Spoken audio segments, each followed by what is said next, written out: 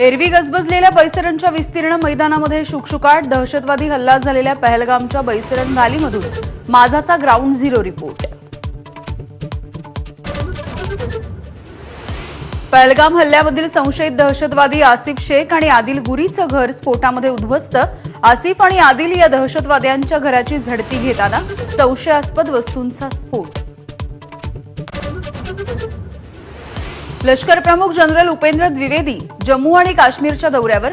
श्रीनगरमध्ये 15व्या कोअर कमांडरनी लष्कर प्रमुखांना दिली सद्य परिस्थितीची माहिती। पहलगामला सुद्धा जाण्याची शक्यता।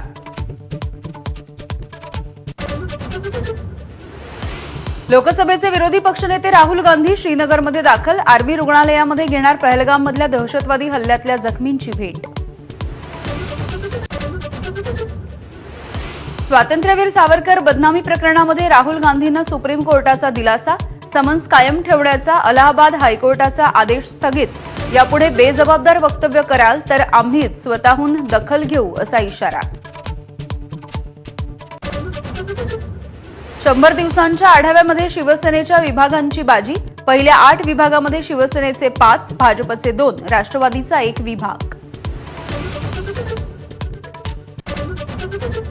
मेधा पाटकरांना दिल्ली पोलिसांकडून अटक। उपराज्यपालांच्या मानहानीबाबत तक्रारीच्या नंतर कारवाई। दिल्लीतल्या निजामुद्दीन भागामधून मेधा पाटकर ताब्यात।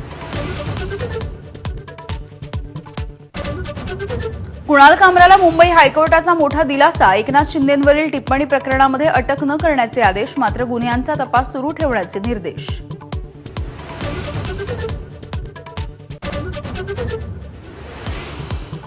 बदलापूरमधील अक्षय शिंदे चकमकीचा तपास एसआयटीला का दिला नाही? मुंबई हायकोर्टाचा महाराष्ट्र पोलिसांना सवाल।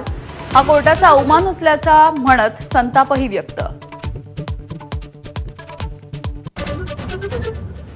सोलापूरमधल्या बार्शी ड्रग्ज प्रकरणामध्ये आणखी 3 समावेश असल्याचं समोर। आरोपींची संख्या 12 वर तर 3 आरोपी फरार।